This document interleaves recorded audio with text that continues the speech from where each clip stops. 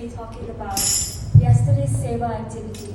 So yesterday, we brought the little kids, the 4 and 5-year-olds, to visit an old folks home called the Senior Care Home in PJ. We first started with introducing ourselves, and we got to know everyone in the center, in the care home. And then we started with a light Zumba, which the little kids performed for them. And then we moved on to everyone, all the little kids brought their favorite book, and they read to the older people, all the seniors. And then we ended with a card making session where all the little kids wrote one card for each of the senior elderly, and they themselves, some of them wrote to them. Pranav, did you get a card? Yeah? From one of the aunties? Yeah. So all of them, you showed me yesterday, it's very happy.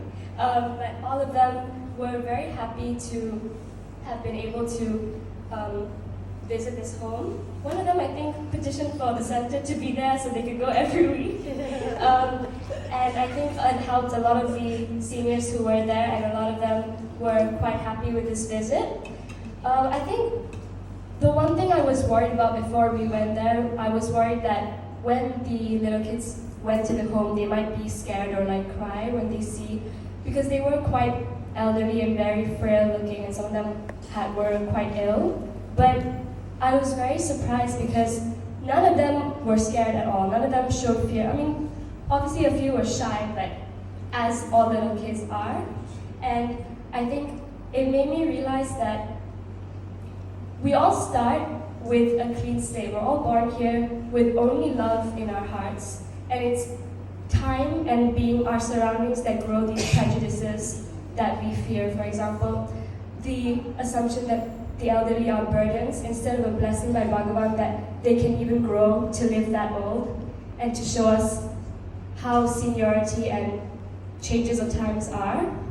And I think it really says something, because Swami always says that service springs out of love and scatters love in profusion. And all of us are doing service every day, be it, visiting someone who's sick or an elderly member, to even organizing big seva activities like this or attending them.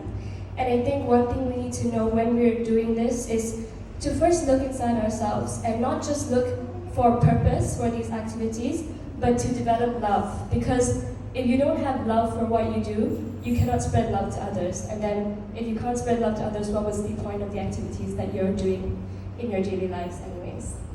I think I want everyone to take the time to reflect on that, and that's all for my message today. And I want to thank the little kids for teaching me something, and I hope they enjoyed yesterday as well. Thank you.